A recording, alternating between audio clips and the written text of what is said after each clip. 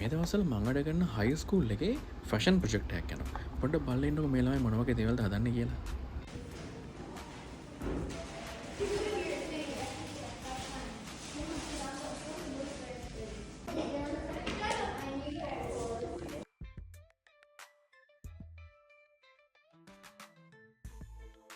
කුණු එහෙම නැත්නම් ඉවත දාන ද්‍රව්‍ය වලින් ඇඳුම් හදලා හයි එන්ඩ් ෆැෂන් නිර්මාණය කරලා ෆැෂන් ෂෝස් තියෙනවා දැකලා තියෙනවද ඔයාලා?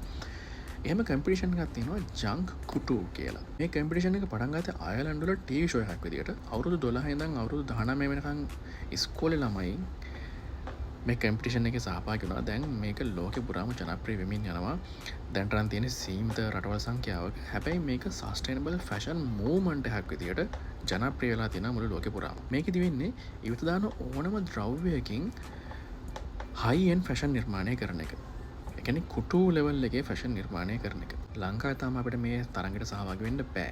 හැබැයි මේ කන්සෙප්ට් එක ගැන අපිට ඉගෙන ගන්න පුළුවන්. මේ කන්සෙප්ට් එක තමයි සස්ටේනබිලිටි කන්සෙප්ට් එක. මේකෙදි වෙන්නේ ඉවත දාන පාවිච්චි කරපු ද්‍රව්‍යයකින් නැවත ආයෙ පාවිච්චි කරන්න පුළුවන් ද්‍රව්‍යයක් හදන එක. මේ තරඟෙදි නම් පාවිච්චි වෙන්නේ සස්ටේනබල් කියන කන්සෙප්ට් එකේ පොඩි කොටස් දෙක තුනක් රියස් රීසයිකල් ඒවගේම 100% කන්සප්ෂන් වගේ පොඩි කන්සෙප් දෙක තුනක් තමයි පාවිච්චි වෙන්නේ සස්ටේනබල් කියලා කියන්නේ ලෝඩා ලොකු මාතෘකාවක්.